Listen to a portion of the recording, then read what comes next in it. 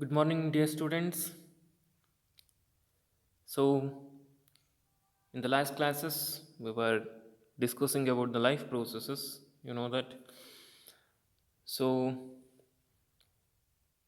we were already discussed about the two life process, that is nutrition and respiration. Both are two important new life processes. So, in this class, and we have remaining two other life process, that is transportation and excretion. So we were already used, it's a series of process. For example, we are taking the food, that is nutrition. First we have to, if the living organism wants to live, means it should be take the food. First of all, it should be it should take the food to get the energy. So that is in the first process, that is nutrition. It is taking the food and convert into simple food. And the second process is that converted simple food should be converted into energy. So that is by the process of respiration. That is second process. So food is taken and it is converted into energy by series of process, that is nutrition and respiration. After that, that energy should be supplied to all the cells, right? The prepared energy should be supplied to all the cells, and to prepare the energy, oxygen should be supplied to the cells from atmosphere. ಎಲ್ಲ ಸೆಲ್ಸಿಗೂ oxygen supply ಆಗಬೇಕು energy prepare ಮಾಡೋದಕ್ಕೆ. You know that to prepare the energy in the respiration, oxygen is break down the glucose into energy. You know that oxygen is required to break the glucose to convert energy. That's why that oxygen should be supplied to the cell. So oxygen ಎಲ್ಲ ಸೆಲ್ಸಿಗೂ supply ಆಗಬೇಕು and prepare ಆಗಿರುವಂಥ energy, and that should be passes or supplied to all the cells to use. You know that. So this process is taken place by the process of transportation. Transportation ಅನ್ನುವಂಥ ಒಂದು process ಮುಖಾಂತರ ಆಗುತ್ತೆ. So how transportation takes place and what are the parts involved in the process of transportation and how it works, all those things we are going to learn in this class, that is transportation in human beings. So we know that energy prepare ಆಗಿದೆ ನಮ್ಮ small ಇಂಟೆಸ್ಟೈನಲ್ಲಿ. ವಿಲ್ಲೈಸ್ಗಳು ಅದನ್ನು observe ಮಾಡ್ಕೊಂಡಿದೆ. So ಗ್ಲೂಕೋಸ್ನ observe ಮಾಡ್ಕೊಂಡಿದೆ ವಿಲ್ಲೈಸು small ಇಂಟೆಸ್ಟೈನಲ್ಲಿ prepare ಆಗಿರುವಂತಹ ಫುಡ್ಡನ್ನು, energy ಅಲ್ಲ, ಫುಡ್ಡನ್ನು ಡೈಜೆಷನ್ ಆಗಿ ಫುಡ್ಡನ್ನು ಅಬ್ಸರ್ವ್ ಮಾಡ್ಕೊಂಡಿದೆ ಅಂತ ಅಂದ್ಕೊಳ್ರಿ. ಬಟ್ ಆ ಅಬ್ಸರ್ವ್ ಆಗಿರೋಂಥ ಫುಡ್ಡು ಎಲ್ಲ ಸೆಲ್ಸಿಗೂ ಸಪ್ಲೈ ಆಗಬೇಕು ತಾನೆ ಟು ಪ್ರಿಪೇರ್ ಎನರ್ಜಿ. ಸೊ ಅದನ್ನು ತಗೊಂಡೋಗಿ ಕೊಡೋರು ಯಾರು? ಬ್ಲಡ್. ಆ್ಯಂಡ್ ಆ ಫುಡ್, ಆ ಗ್ಲೂಕೋಸ್ಗೆ ಆಕ್ಸಿಜನ್ ಬೇಕು ಬ್ರೇಕ್ ಡೌನ್ ಮಾಡೋದಕ್ಕೆ. ಸೊ ಅದನ್ನು ಬ್ರೇಕ್ ಡೌನ್ ಮಾಡೋದಕ್ಕೆ ಆಕ್ಸಿಜನ್ನ ತಗೊಂಡ್ಬಂದು ಎಲ್ಲ ಸೆಲ್ಸಿಗೂ ಸಪ್ಲೈ ಮಾಡಬೇಕು. ಸೊ ಆಕ್ಸಿಜನ್ನ ತಂದು ಕೊಡೋರು ಯಾರು? ಬ್ಲಡ್. ಸೊ ಹೀಗೆ ಟ್ರಾನ್ಸ್ಪೋರ್ಟೇಷನ್ ನಡೆಯುತ್ತೆ ನಮ್ಮ ಬಾಡಿಯಲ್ಲಿ. ಸೊ ಹಾಗಾಗಿ ಟ್ರಾನ್ಸ್ಪೋರ್ಟೇಷನ್ ಪ್ರೋಸೆಸ್ಸಲ್ಲಿ ಯಾರ್ಯಾರೆಲ್ಲ ಇದ್ದಾರೆ ಅಂದರೆ what are the parts which are involved in the transportation system, that is we are going to discuss in this lesson, and how it works. So that is transportation in human beings. So if you come to the transportation,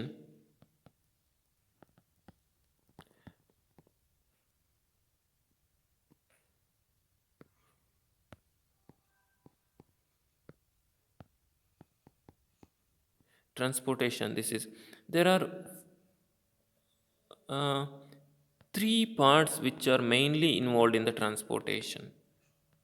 So what are those three parts? First one is blood. Blood must be necessary. Blood ಎಲ್ಲ ಮೆಟೀರಿಯಲ್ಸ್ನ, energy ಆಗಿರ್ಬೋದು, oxygen ಆಗಿರ್ಬೋದು, ಇದನ್ನು ತಗೊಂಡೋಗಿ ಕೊಡೋರು, carry ಮಾಡೋವಂಥವ್ರು ಯಾರು? Blood. ನಾವು ನಿನ್ನೆ respiration ಮಾಡಬೇಕಾದ್ರೆ ಹೇಳ್ತಾ ಇದ್ದೆ ನಾನು, blood which is having oxygenated blood which carries the oxygen, deoxygenated blood which carries the carbon dioxide ಅಂತ. ಸೊ ಅದ್ರ ಬಗ್ಗೆ ಮತ್ತೆ ಮಾತಾಡೋಣ ನಾವು, we will discuss later. So transportation in human beings which consist of 3 main parts. First one is blood, and blood ಮುಖಾಂತರ ತೊಗೊಂಡೋಗುತ್ತೆ. ಆದರೆ blood ಯಾವುದ್ರ ಮುಖಾಂತರ ತೊಗೊಂಡೋಗುತ್ತೆ? Blood is like a lorry or a vehicle which carries the oxygen and carbon dioxide or food anything. But it require a route ಅಲ್ವಾ, road ಬೇಕು. Lorry ತಗೊಂಡೋಗೋದಕ್ಕೆ ಅಥವಾ ಒಂದು ಏನೇ ವಸ್ತುವನ್ನು ತಗೊಂಡೋಗೋದಕ್ಕೆ ಒಂದು ರೋಡ್ ಬೇಕಲ್ಲ. ಅದೇ ಥರ ಬ್ಲಡ್ ಹೋಗುವಂಥ ರೋಡ್ ಯಾವುದಪ್ಪ ನಮ್ಮ ಬಾಡಿ ಒಳಗಡೆ ಅಂದರೆ that is blood vessels.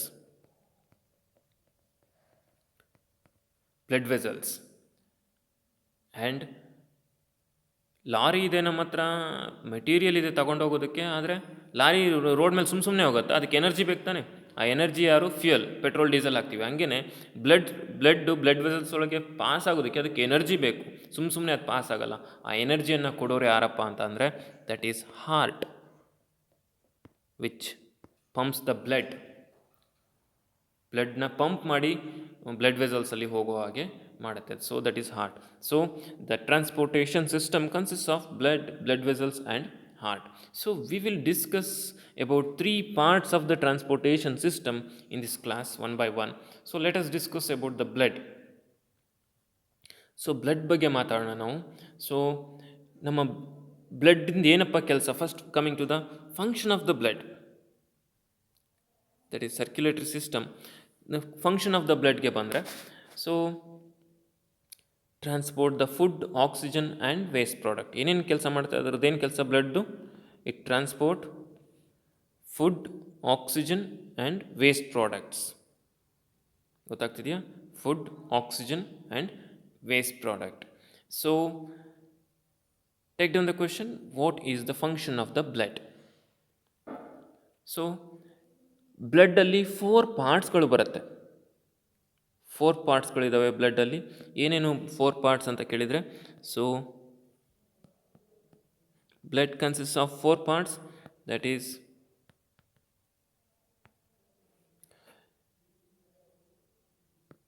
Is first one is plasma is a liquid. ನೋಡ್ರಿ, blood is in liquid state because of presence of plasma in the blood. Blood liquid ಸ್ಟೇಟಲ್ಲಿದೆ. ಯಾಕೆ ಅಂತ ಅಂದರೆ ಪ್ಲಾಸ್ಮಾ ಇದೆ ಅದರಲ್ಲಿ, ಹಾಗಾಗಿ. ಆ್ಯಂಡ್ ಅದಾದಮೇಲೆ ಆರ್ ಬಿ ಸಿ ಇದೆ. R B C nothing but red blood cells. And ಅದಾದಮೇಲೆ ಡಬ್ಲ್ಯೂ ಬಿ ಸಿ ಇದೆ.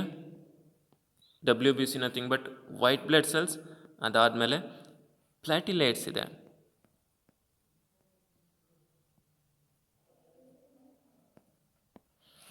So there are mainly 4 parts which are present in the blood, that is plasma, RBC, red blood cells, WBC, white blood cells, and platelets. So RBC, WBC, platelets are the cells, and the plasma is the liquid which consists of, plasma is the liquid which consists of RBC, WBC, platelet. ಗೊತ್ತಾಗುತ್ತಾ? Blood ಅಂದರೆ ಏನಪ್ಪ ಅಂದರೆ ಇಷ್ಟೇ. ಈ plasma ಅನ್ನುವಂಥ ಲಿಕ್ವಿಡ್ಗೆ R B C ಹಾಕ್ತೀವಿ, ಒಂದಿಷ್ಟು W B C ಸೆಲ್ಸ್ನ ಹಾಕ್ತೀವಿ, ಒಂದಿಷ್ಟು ಪ್ಲಾಟಿಲೇಟ್ ಸೆಲ್ಸ್ನ ಹಾಕ್ತೀವಿ, ಇಟ್ ಬಿಕಮ್ಸ್ ದ ಬ್ಲಡ್. ಅಷ್ಟೇ. ಗೊತ್ತಾಗುತ್ತಾ? So let us discuss one by one about the plasma, R B C, W B C and platelets. So ಏನೇನು ಕೆಲಸ, ಯಾವ್ಯಾವುದ್ರದ್ದು ಏನೇನು ಕೆಲಸ ಅಂತ ನೋಡ್ತಾ ಹೋಗೋಣ. So it consist of plasma, red blood cells, white blood cells, platelets. So ಪ್ಲಾಸ್ಮಾದ ಏನು ಕೆಲಸನಪ್ಪ ಅಂತ ಅಂದರೆ, the function of the plasma is to transport the food, water, carbon dioxide and nitrogenous waste. Plasma transport the food, water, carbon dioxide and nitrogenous waste. It's a liquid. Plasma is the liquid which transports the carbon dioxide, nitrogenous waste and water and food. ಗೊತ್ತಾಗುತ್ತಾ? So red blood cells, the main function of the blood is to transport the oxygen that is taken place by the red blood cells. red blood cells ಏನು ಮಾಡುತ್ತೆ? ಆಕ್ಸಿಜನ್ನ transport ಮಾಡುತ್ತೆ. ಗೊತ್ತಾಗತ್ತಾ? ಅಂದರೆ ಆಕ್ಸಿಜನ್ನ ತಗೊಂಡೋಗೋದು, ನಾನು ಅವಾಗಲೇ ಹೇಳಿದ್ನಲ್ಲ oxygenated blood ಅಂತ. Red blood cells, ಅದು red blood ಸೆಲ್ಸ್ನ ಕೆಲಸ ಆಕ್ಸಿಜನ್ ತೊಗೊಂಡೋಗ್ಕೊಡೋದು. ಸೊ ಹಾಗಾಗಿ ಅದನ್ನ ಆಕ್ಸಿಜನ್ ಇತ್ತು ಬ್ಲಡ್ಡಲ್ಲಿ ಅಂದರೆ ಆಕ್ಸಿಜನೇಟೆಡ್ ಬ್ಲಡ್ ಅಂತ ಕರಿತೀವಿ. ಸೊ ಈ ರೆಡ್ ಬ್ಲಡ್ ಸೆಲ್ಸಲ್ಲಿ ಆರ್ ಬಿ ಸಿಯಲ್ಲಿ ಬ್ಲಡ್ ಯಾವ ಕಲರ್ಲಿ ಇರುತ್ತೆ? You know that red blood is in green colour ಅಲ್ವಾ? Is that in green colour? Red blood is in red colour. So ಯಾಕೆ ರೆಡ್ ಕಲರ್ಲಿರುತ್ತೆ ಬ್ಲಡ್ ಅಂತಂದರೆ ಅದರ ಒಂದು ಪಿಗ್ಮೆಂಟ್ ಇರುತ್ತೆ. ಏನು ಪಿಗ್ಮೆಂಟ್ ಅಪ್ಪ ಅಂತಂದರೆ ಹಿಮೋಗ್ಲೋಬಿನ್ ಅಂತ ಒಂದು ಪಿಗ್ಮೆಂಟ್ ಇರುತ್ತೆ. The name of the pigment means colour. The name of the pigment is haemoglobin. Haemoglobin ಅನ್ನುವಂಥ ಒಂದು ಪಿಗ್ಮೆಂಟ್ ಇರುತ್ತೆ. This is responsible for red colour of the blood. It's a iron content, it's a protein, ಗೊತ್ತಾಗುತ್ತಾ? Which is responsible, which carries the oxygen and it is responsible for the red colour of the blood. So oxygen ತಗೊಂಡೋಗಿ ಕೊಡೋರು ಯಾರು ಅಂತ ಗೊತ್ತಾಯಿತು? R B C, ಗೊತ್ತಾಗುತ್ತಾ? So red blood cells and white blood cells which kills the harmful microbes and protect the body. which kills the harmful microbes. ನಮ್ಮ body ಒಳಗಡೆ ಇದೊಂಥರ soldiers ಇದ್ದಂಗೆ ನಮ್ಮ ಬಾಡಿಯಲ್ಲಿ ವೈಟ್ ಬ್ಲಡ್ ಸೆಲ್ಸ್. ಏನು, ನಮ್ಮ ಬಾಡಿಗೆ ಎಂಟರ್ ಆಗುವಂಥ ಮೈಕ್ರೋ ಆರ್ಗ್ಯಾನಿಸಮ್ಸ್ನ ಅದೇನು ಮಾಡುತ್ತೆ? ಕಿಲ್ ಮಾಡುತ್ತೆ. ಸೊ ಏನೇನೆಲ್ಲ ಬಾಡಿ ಒಳಗಡೆ ಎಂಟರ್ ಆಗುತ್ತೆ, ನಾವು ಗಾಳಿ ತೊಗೊತೀವಿ ಅದರಲ್ಲೂ ಎಷ್ಟೊಂದು ಬ್ಯಾಕ್ಟೀರಿಯಾಗಳಿರ್ತವೆ, ನಾವು ಊಟ ಮಾಡ್ತೀವಿ ಅದರಲ್ಲೂ ಎಷ್ಟೊಂದು ಬ್ಯಾಕ್ಟೀರಿಯಾಗಳು ಮೈಕ್ರೋ ಆರ್ಗ್ಯಾನಿಸಮ್ಸ್ಗಳಿರ್ತವೆ, ಅವುಗಳನ್ನೆಲ್ಲ ಕಿಲ್ ಮಾಡಿ ನಮ್ಮ ಬಾಡಿನ ಪ್ರೊಟೆಕ್ಟ್ ಮಾಡುತ್ತೆ. So that is the function of the white blood cells. And coming to the platelets, helps in clotting of blood, prevent the loss of blood during injury. ಅಂದರೆ ಬ್ಲಡ್ನ ಕ್ಲಾಟ್ ಆಗೋದಕ್ಕೆ help ಮಾಡುತ್ತೆ. ಅವಾಗ injury ಆದಾಗ blood loss ಆಗೋದು, ನಮ್ಮ ಬಾಡಿಯಿಂದ bleeding ಆಗೋದನ್ನು ತಡೆಯುತ್ತೆ. ಅಂದರೆ ಈಗ ನೋಡಿರಿ, ನಮ್ಮ ಬಾಡಿ ಒಂಥರ ಬ್ಲಡ್ ತುಂಬಿರುವಂಥ ಬಲೂನ್ ಅಂತ ಅಂದ್ಕೊಳ್ರಿ. ನಮ್ಮ ಬಾಡಿ ಬ್ಲಡ್ ತುಂಬಿರುವಂಥ ಒಂದು ಬಲೂನ್ ಅಥವಾ ವಾಟರ್ ಬಾಟಲ್ ಅಂತ ಅಂದ್ಕೊಳ್ರಿ. ಬ್ಲಡ್ ತುಂಬಿಕೊಂಡಿದೆ ನಮ್ಮ ಬಾಡಿ ತುಂಬ. ಸೊ ಎಲ್ಲಾದರೂ ಒಂದು ಕಡೆ ಪಿನ್ ಚುಚ್ಚಿದ್ರೆ ಏನಾಗುತ್ತೆ? ನಮ್ಮ ಬಾಡಿಗೆ ಒಂದು ಬಾಟಲ್ಗೆ ಫುಲ್ ಬ್ಲಡ್ ಎಲ್ಲ, ಅಂದರೆ ವಾಟರ್ ಬಾಟಲ್ ನೀರಿದೆ ಅಂತ ಅಂದ್ಕೊಳ್ರಿ. ಆ ವಾಟರ್ ಬಾಟಲ್ಗೆ ಕೆಳಗಡೆ ಪಿನ್ ಚುಚ್ಚಿದ್ರೆ ಏನಾಗುತ್ತೆ, ಅಥವಾ ಬಲೂನಿಗೆ ಪಿನ್ ಚುಚ್ಚಿದ್ರೆ ಏನಾಗುತ್ತೆ? ಅಷ್ಟು ಅದರೊಳಗಿರುವಂಥ ಅಷ್ಟು ನೀರು ಖಾಲಿ ಆಗುತ್ತೆ. ಹಾಗೆಯೇ ನಮ್ಮದು ಒಂದು ಬಾಡಿ ಬಾಟಲ್ ಥರ ಇರುವಂಥ ಒಂದು ಬ್ಲಡ್ ತುಂಬಿರುವಂಥ ಒಂದು ಬಾಡಿ ಅಂತ ಅಂದರೆ, ನಮಗೂ ಎಲ್ಲಾದರೂ ಒಂದು ಇಂಜುರಿ ಆದರೆ, ಗಾಯ ಆದರೆ ಓಪನ್ ಆಗುತ್ತೆ ಬಾಡಿ ಅಲ್ವಾ? ಅಲ್ಲಿ ಬ್ಲಡ್ ಹೋಗುತ್ತೆ. ಹಾಗಾದರೆ ಫುಲ್ಲು ಬ್ಲಡ್ ಖಾಲಿ ಆಗುತ್ತೆ ಅಂತ ನಿಲ್ಲಬಾರ್ದಿತ್ತು, ಯಾಕೆಂದರೆ ಬಾಡಿ ಓಪನ್ ಆಗಿದೆಯಲ್ಲ, ಹಾಗಾಗಿ. ಬಟ್ ಇಲ್ಲಿ ಹಾಗಾಗಲ್ಲ. ಯಾಕೆ ಅಂತ ಅಂದರೆ, ಸ್ವಲ್ಪ ಬ್ಲಡ್ ಹೋಗ್ತಿದ್ದಂಗೆ ಆ ಪ್ಲಾಟಿಲೇಟ್ಸ್ಗಳು ಬಂದು ಆ ಓಪನಿಂಗ್ ಇರುತ್ತಲ್ಲ, ಇಂಜುರಿ ಆದಾಗ ಓಪನಿಂಗ್ ಇರುತ್ತೆ, ಅಲ್ಲಿಗೆ ಹೋಗಿ ಬ್ಲಾಕ್ ಮಾಡಿಬಿಡುತ್ತೆ, ಆ ದಾರಿಯನ್ನು ಗಟ್ಟಿಯಾಗಿಬಿಡುತ್ತೆ ಬ್ಲಡ್ಡು, ಮತ್ತು ಎಕ್ಸ್ಟ್ರಾ ಬ್ಲಡ್ ಲಾಸ್ ಆಗೋದನ್ನು ತಡೆಯುತ್ತೆ. So these are all the functions of the blood cells. That is ಬ್ಲಡ್ಡಲ್ಲಿ ಪ್ಲಾಸ್ಮಾ ಇರುತ್ತೆ, ಆರ್ ಬಿ ಸಿ ಇರುತ್ತೆ, ಡಬ್ಲ್ಯೂ ಬಿ ಸಿ ಇರುತ್ತೆ, ಪ್ಲಾಟಿಲೇಟ್ಸ್ ಇರುತ್ತೆ. So take down the question. Write the functions of plasma, R B C, W B C and platelets. Write the functions of plasma, RBC, WBC and platelets. So next we will ಇದು ಬ್ಲಡ್ನ ಕೆಲಸ ಏನು ಅಂತ ಮತ್ತೆ ಮುಂದೆ ಓದೋಣ ನಾವು. Next blood vessels ಬರುತ್ತೆ. So blood vessels ಇದ್ದಾವೆ. ಬ್ಲಡ್ ವೆಸಲ್ಸ್ದು ಏನು ಕೆಲಸ ಅಂತ ನೋಡೋಣ. ಯಾವ್ಯಾವ ಥರದ ಬ್ಲಡ್ ವೆಸಲ್ಸ್ ಇದ್ದಾವೆ ನಮ್ಮ ಬಾಡಿಲಿ. ಬ್ಲಡ್ನ ಪಾಸ್ ಮಾಡುವಂಥವು, ಅಂದರೆ ಬ್ಲಡ್ನ ತಗೊಂಡೋಗಿ ಕೊಡುವಂಥವು ಟ್ಯೂಬ್ಸ್ ಇದ್ದಾವೆ. There are 3 tubes, vessels, tubes ಅಂದರೆ. So that is, first one is artery, second one is veins, and the third one is capillaries.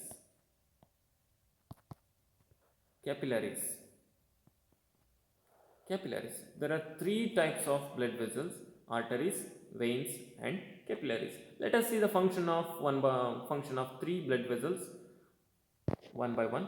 So artery carries the pure blood from the heart to all the parts of the body. You have to remember,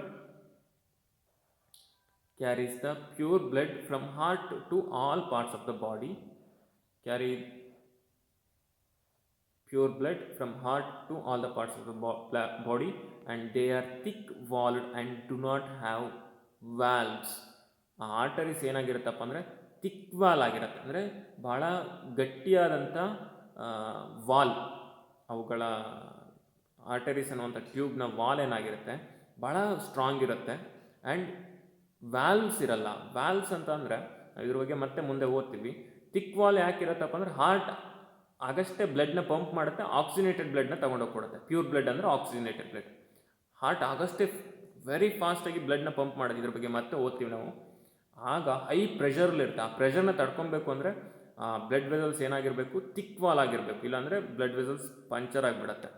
so and do not have valves. Valves ಅಂದರೆ ಏನಪ್ಪ ಅದ್ರ ಕೆಲಸ ಅಂದರೆ, valves ಅಂದರೆ ಈ ನೀವು cycle ಟ್ಯೂಬ್ಗಳು ಅಥವಾ ಟೈರ್ಗಳಲ್ಲಿ ಟ್ಯೂಬ್ಗೆ ಗಾಳಿ ಹೊಡಿತಾರೆ ನೋಡಿರಿ, ಏರ್ ಬ್ಲೋ ಮಾಡ್ತಾರೆ. ಏರ್ ಬ್ಲೋ ಮಾಡಿದಾಗ ಏನಾಗುತ್ತೆ ಅಂದರೆ ಏರ್ ಒಳಗಡೆ ಹೋಗುತ್ತೆ, ಅದೇ ದಾರಿಯಲ್ಲೇ ಒಳಗಡೆ ಹೋಗುತ್ತೆ.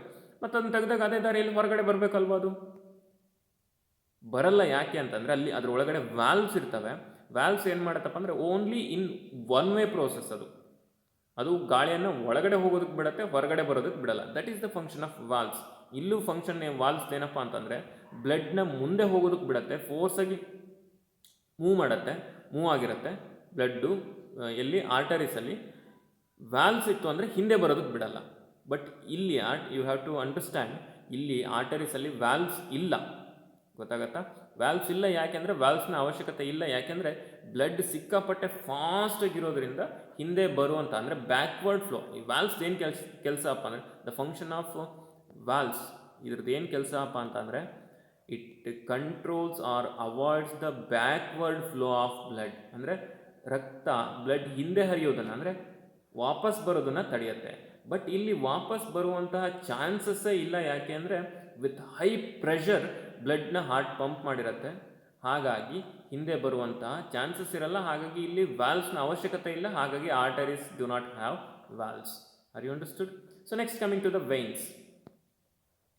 ಸೊ ವೇನ್ಸಿಗೆ ಬಂದರೆ, it carries the impure blood from body parts to the heart. ನೋಡ್ರಿ, ಇದು ಪ್ಯೂರ್ ಬ್ಲಡ್ ಫ್ರಮ್ ಹಾರ್ಟಿಂದ ಬ್ಲಡ್ ಹೊರಟಿರುತ್ತೆ ಆರ್ಟರೀಸಲ್ಲಿ. ಬಟ್ ಇಲ್ಲಿ ಹಾಗಲ್ಲ. ಬ್ಲಡ್ ಎಲ್ಲಿಂದ ಹೊರಟಿರುತ್ತೆ, ಆಲ್ ದ ಬಾಡಿ ಪಾರ್ಟ್ಸಿಂದ ಹಾರ್ಟಿಗೆ ರಿಟರ್ನ್ ಆಗ್ತಾ ಇರುತ್ತೆ ಬ್ಲಡ್. ಬಾಡಿ ಸೆಲ್ಸಿಂದ ಹಾರ್ಟಿಗೆ ವಾಪಸ್ ಬರ್ತಾ ಇರುತ್ತೆ. ವಾಪಸ್ ತಗೊಂಡು ಬಂದು ಕೊಡೋರು ಯಾರು? ವೇನ್ಸ್. ಬ್ಲಡ್ನ ಹಾರ್ಟಿಂದ ಎಲ್ಲ ಸೆಲ್ಸ್ಗೆ ತಗೊಂಡೋಗಿ ಕೊಡೋರು ಯಾರು? ಆರ್ಟರೀಸ್. ಅರ್ಥ ಆಗ್ತಿದೆ ಅಲ್ವಾ? ವೇನ್ಸ್ ಮುಖಾಂತರ ಬರುತ್ತೆ ವಾಪಸ್. ಅಲ್ಲಿ ಇಂಪ್ಯೂರ್ ಬ್ಲಡ್, ಯಾಕೆಂದರೆ ಆಕ್ಸಿಜನ್ ತಗೊಂಡೋಗಿ ಕೊಟ್ಟಿರುತ್ತೆ ಲಂಗ್ಸಿಂದ ಹಾರ್ಟು, ಆಕ್ಸಿಜನ್ನ ತಗೊಂಡೋಗಿ ಹಾರ್ಟ್ ಮುಖಾಂತರ ಬ್ಲಡ್ ವೆಸಲ್ಸಲ್ಲಿ ಆಕ್ಸಿಜನೇಟೆಡ್ ಬ್ಲಡ್ನ ತಗೊಂಡೋಗಿ ಕೊಟ್ಟಿರುತ್ತೆ ಸೆಲ್ಸಿಗೆ. ಅಲ್ಲಿ ರೆಸ್ಪಿರೇಷನ್ ಆಗಿ ಕಾರ್ಬನ್ ಡೈಆಕ್ಸೈಡ್ನ ಇಸ್ಕೊಂಡು, ಅಂದರೆ ರಿಟರ್ನ್ ತಗೊಂಡು ಕ್ಯಾರಿ ಮಾಡಿಕೊಂಡು ವೇನ್ಸ್ ಮುಖಾಂತರ ಬ್ಲಡ್ಡು ಹಾರ್ಟ್ಗೆ ವಾಪಸ್ ಬರುತ್ತೆ. ಹಾಗಾಗಿ ಅದನ್ನ ಕಾರ್ಬನ್ ಡೈಆಕ್ಸೈಡ್ ಇರೋದ್ರಿಂದ ಆ ಬ್ಲಡ್ಡಲ್ಲಿ ಅದನ್ನು ಇಂಪ್ಯೂರ್ ಬ್ಲಡ್ ಅಂತ ಕರೀತಾರೆ. ಗೊತ್ತಾಗುತ್ತಾ? So it carries the impure blood from all the parts of the body to heart. And ನೋಡ್ರಿ, ಡಿಫ್ರೆನ್ಸ್ ನೋಡ್ಕೊಡ್ರಿ. ದೇ ಆರ್ ಥಿನ್ ವಾಲ್ಡ್, ಅಂದರೆ ಥಿನ್ ವಾಲ್. ಅದ್ರ ಥರ ತಿಕ್ ವಾಲ್, ಆರ್ಟರೀಸ್ ಥರ ತಿಕ್ ವಾಲ್ ಇಲ್ಲ. ಯಾಕೆಂದರೆ ವಾಪಸ್ ಬರ್ತಾ ಇರೋಂಥ ಬ್ಲಡ್ ಅಲ್ಲ, ಹಾರ್ಟಿಂದ ಭಾಳ ದೂರ ಇರುತ್ತೆ ಇದು. ಬ್ಲಡ್ ಹೋಗಿ ಸೆಲ್ಸಿಗೆ ಆಕ್ಸಿಜನ್ ಕೊಟ್ಟು ಕಾರ್ಬನ್ ಡೈಆಕ್ಸೈಡ್ ತಗೊಂಡು ರಿಟರ್ನ್ ಬರ್ತಾ ಇರೋವಂಥದ್ದು. ಹಾಗಾಗಿ ಬ್ಲಡ್ಡಲ್ಲಿ ಫೋರ್ಸ್ ಕಡಿಮೆ ಇರುತ್ತೆ. ಹಾಗಾಗಿ ತಿಕ್ ವಾಲ್ನ ಅವಶ್ಯಕತೆ ಇರಲ್ಲ ಇದಕ್ಕೆ. ಫೋರ್ಸ್ ಯಾಕಂದರೆ ಕಡಿಮೆ ಇರುತ್ತಲ್ಲ, ಹಾಗಾಗಿ ವೇನ್ಸ್ ಏನೂ ಆಗಲ್ಲ, tubes. But it have valves. ಇದಕ್ಕೆ ವ್ಯಾಲ್ವ್ಸ್ ಇದೆ. ಅಂದರೆ ಬ್ಲಡ್ ಮುಂದಕ್ಕೆ ಹೋದಂಗೂ ತಳ್ತಾ ಹೋಗುತ್ತೆ ಮುಂದೆ, ಹೊರತು ವಾಪಸ್ ಬರಲ್ಲ. ಯಾಕೆಂದರೆ ವ್ಯಾಲ್ವ್ಸ್ ಬೇಕೇ ಬೇಕು ಇಲ್ಲಿ. ಯಾಕೆಂದರೆ ಫೋರ್ಸ್ ಇರಲ್ವಲ್ಲ, ಹಾಗಾಗಿ ವ್ಯಾಲ್ವ್ಸ್ನ ಅವಶ್ಯಕತೆ ಇರುತ್ತೆ. ಯಾಕೆಂದರೆ valves avoids the backward flow of blood. ಅರ್ಥ ಆಗ್ತಿದೆ ಅಲ್ವಾ? This is the difference between arteries and veins. Arteries ಏನು ಕೆಲಸ, ಅದರ ಸ್ಟ್ರಕ್ಚರ್ ಹೇಗಿರುತ್ತೆ ಅಂತ ಗೊತ್ತಾಯಿತು. ವೇನ್ಸ್ ಏನು ಕೆಲಸ, ಅದರ ಸ್ಟ್ರಕ್ಚರ್ ಹೇಗಿರುತ್ತೆ ಅಂತ ಗೊತ್ತಾಯಿತು ನಿಮಗೆ. Take down the question. Write the differences between arteries and veins. Write the differences between arteries and veins. Next coming to the capillaries. Pure ಬ್ಲಡ್ನ ತಗೊಂಡು ಕೊಟ್ಟಾಯಿತು, ವೈನ್ಸ್ ತಗೊಂಡು ಬಂದು ಇಂಪ್ಯೂರ್ ಬ್ಲಡ್ನ ಹಾರ್ಟಿಗೆ ವಾಪಸ್ ರಿಟರ್ನ್ ಮಾಡಾಯಿತು. ಇಲ್ಲಿ ಮಧ್ಯೆ ಕೆಪಿಲರೀಸ್ ಏನು ಕೆಲಸ, ಇವೆಲ್ಲಿರ್ತವೆ ಅಂತ ಅಂದರೆ, which connects the arteries and veins together. ಹೆಂಗಪ್ಪ ಅಂತ ಅಂದರೆ, ನಾನು ಇಲ್ಲಿ ಚಿತ್ರ ಬರ್ದು ತೋರಿಸ್ತೀನಿ. ಸೊ ಇಲ್ಲಿ ಒಂದು ಸೆಲ್ ಇದೆ ಅಂತ ಅಂದ್ಕೊಡ್ರಿ. This is the cell.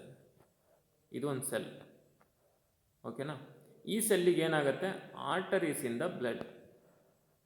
ಆರ್ಟರೀಸಿಂದ oxygenated blood ಬರುತ್ತೆ. ಹಾಗೆಯೇ ವೇನ್ಸಿಂದ ಡಿಆಕ್ಸಿಜನೇಟೆಡ್ ಬ್ಲಡ್ಡು ಹಾರ್ಟಿಗೆ ಹೋಗುತ್ತೆ. ಇಲ್ಲಿ ಹಾರ್ಟಿಂದ ಬರೋದು, ಇದು ಹಾರ್ಟಿಂದ ಬ್ಲಡ್ ಬರುತ್ತೆ. ಇದು ಆರ್ಟರಿ, ಓಕೆನಾ? ಇದು ವೇನ್ಸ್, ಓಕೆನಾ? ಸೊ ಇಲ್ಲಿ ಮಧ್ಯ ಸೆಲ್ ಇದೆ. ಸೆಲ್ಸಿಗೆ ಹಾರ್ಟಿಂದ ಆಕ್ಸಿಜನೇಟೆಡ್ ಬ್ಲಡ್ನ ಸಪ್ಲೈ ಮಾಡಬೇಕು. ಆಮೇಲೆ ವೇನ್ಸು ಸೆಲ್ಸಿಂದ ಡಿಆಕ್ಸಿಜನೇಟೆಡ್ ಬ್ಲಡ್ನ, ಅಂದರೆ ಇಂಪ್ಯೂರ್ ಬ್ಲಡ್ಡನ್ನು ಹಾರ್ಟಿಗೆ ಸಪ್ಲೈ ಮಾಡಬೇಕು. ಮತ್ತೆ ಇಲ್ಲಿ ಹಾರ್ಟಿಗೆ ಕನೆಕ್ಟ್ ಆಗುತ್ತದೆ, ಓಕೆನಾ? ಸೊ ನೆಕ್ಸ್ಟ್ ಈಗ ಇಲ್ಲಿ ಏನಾಗುತ್ತಪ್ಪ ಅಂದರೆ ಈ ಎಲ್ಲ ಆರ್ಟರೀಸ್ ಏನಾಗುತ್ತೆ ಡಿವೈಡ್ ಆಗುತ್ತೆ. ಆರ್ಟರೀಸ್ ಏನಾಗುತ್ತೆ ಡಿವೈಡ್ ಆಗುತ್ತೆ. ಹೇಗೆ ಡಿವೈಡ್ ಆಗುತ್ತೆ ಸರ್ ಅಂತ ಕೇಳಿದರೆ, ಈ ರೀತಿ ಚಿಕ್ಕ ಚಿಕ್ಕ ಚಿಕ್ಕ ಆರ್ಟರೀಸ್ ಆಗಿ ಡಿವೈಡ್ ಆಗಿ ಸೆಲ್ಸಿಗೆ ಕನೆಕ್ಟ್ ಆಗುತ್ತೆ. ಈ ಡಿವೈಡ್ ಆಗಿರುವಂಥ ಚಿಕ್ಕ ಚಿಕ್ಕ ಸೆಲ್ಸನ್ನು ಅಂದರೆ ಒನ್ ಆರ್ಟರ್ ಇದ್ದಿದ್ದು ನಂಬರ್ ಆಫ್ ಸ್ಮಾಲ್ ಆರ್ಟರೀಸ್ ಆಗಿ ಡಿವೈಡ್ ಆಗಿ ಸೆಲ್ಸಿಗೆ ಎಂಟರ್ ಆಗುತ್ತೆ. ಸೊ ಇವುಗಳನ್ನು ನಾವಿಲ್ಲಿ ಕ್ಯಾಪಿಲರೀಸ್ ಅಂತ ಕರಿತೀವಿ. ಅರ್ಥ ಆಗ್ತಿದೆ ಅಲ್ವಾ? ಹಾಗೇನೆ ಈ ವೆಯಿನ್ಸು ಕೂಡ ತುಂಬ ಸೆಲ್ಸ್ ಇದ್ದವೇನ, ತುಂಬ ಕ್ಯಾಪಿಲರೀಸ್ ಏನಾಗ್ತವೆ ಒಂದೇ ಒಂದು ವೆಯ್ನ್ ಆಗಿ ಕನ್ವರ್ಟ್ ಆಗುತ್ತೆ. ಗೊತ್ತಾಗತ್ತಾ? ಇದನ್ನು ನಾವು ಕ್ಯಾಪಿಲರೀಸ್ ಅಂತ ಕರಿತೀವಿ. ಅದಕ್ಕೆ ಹೇಳೋದು capillaries which connects the arteries to cell and cell to vein ಅಂತ. ಗೊತ್ತಾಗತ್ತಾ? Capillaries which connects arteries to cell and cell to vein. ಅರ್ಥ ಆಗ್ತಿದೆ ಅಲ್ವಾ? So that is the function of capillaries which connects arteries and cell to cell and veins. ಅರ್ಥ ಆಗ್ತಿದೆ ಅಲ್ವಾ? So that is the function of capillaries. Look at here.